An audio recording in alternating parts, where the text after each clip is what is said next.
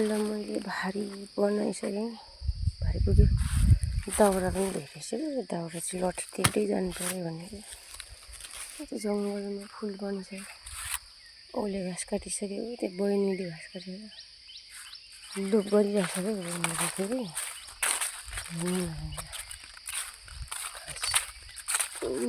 यो के पो भन्छ यसलाई, हाम्रो भाषामा त छिमा भन्छौँ,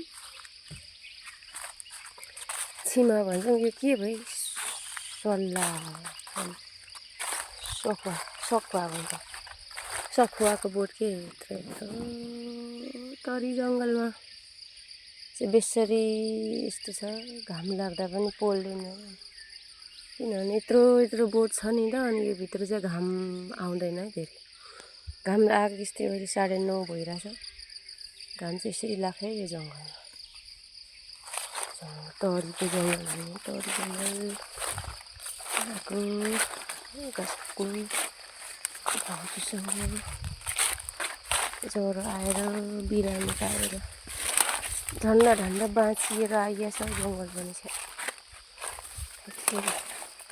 जङ्गलभित्रै क्याम्प छेउबाट आएको भल हो यो चाहिँ, भलरी खोला हो। यस्तो जङ्गलतिर घाँस काटेर मैले आएँ।